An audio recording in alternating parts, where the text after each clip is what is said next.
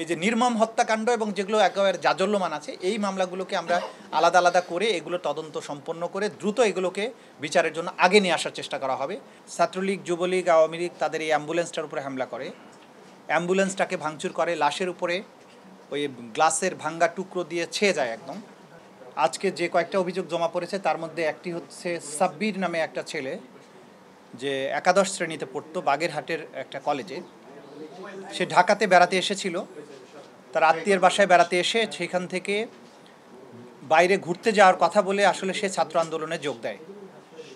19 জুলাই উত্তরার 7 নম্বর সেক্টরে সে পুলিশের গুলিতে নিহত হয়। নিহত হওয়ার পরে পুলিশ তার লাশটা নিয়ে যায় থানা থেকে। কোনোভাবে হয়তো তার কাছে তার কোনো রিলেটিভের নাম্বার ছিল বা মোবাইল ছিল, সেই কারণে তার দুলাভাইকে পুলিশ ফোন করে বলে যে এই ছেলেকে আপনি চিনেন কেন? তখন জানানো হয় যে সে আমার শ্যালক। তখন বলেছে সে উত্তরাতে পুলিশের গুলিতে নিহত হয়েছে, তার লাশ আপনারা তাড়াতাড়ি এসে নিয়ে যান।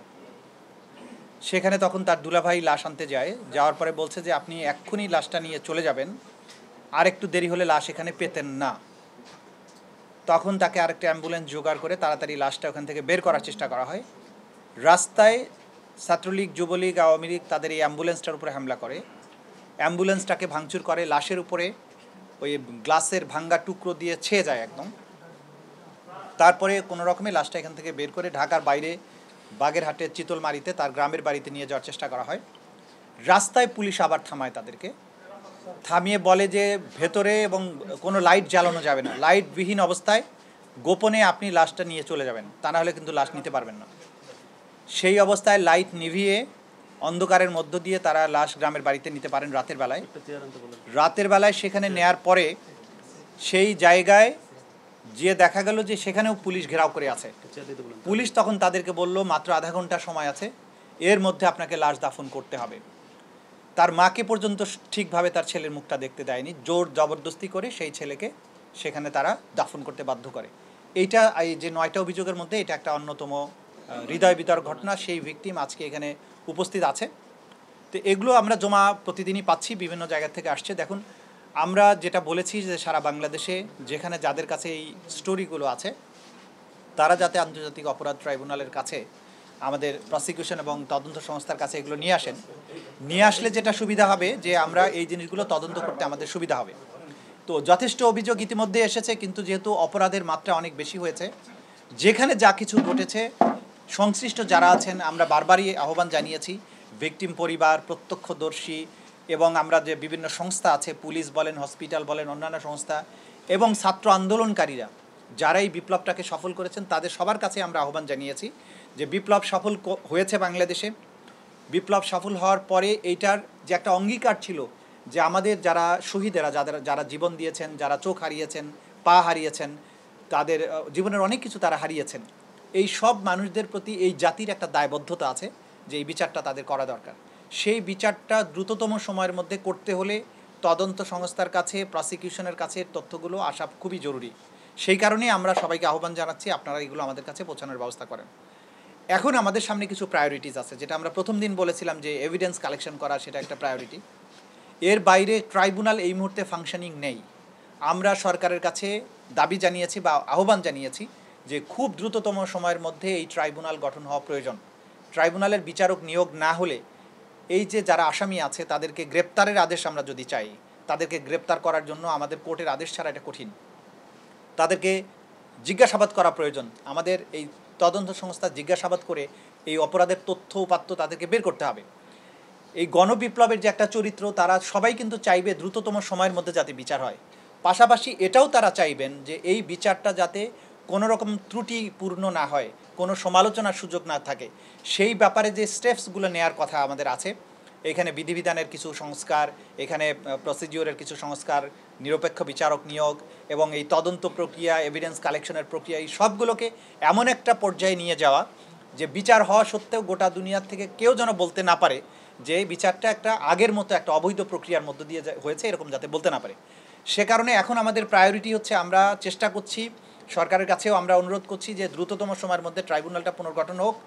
ট্রাইব্যুনাল পুনর্গঠন হলে কাজগুলো খুব দ্রুততর গতিতে আগাবে, তদন্ত আগাবে, আমাদের প্রস্তুতিগুলো আগাবে, সেটার জন্য আমরা কাজ করছি। আপনারা জানেন যে এইখানে নিরপেক্ষ বিচারক লাগবে, আন্তর্জাতিকভাবে গ্রহণযোগ্য বিচারক লাগবে।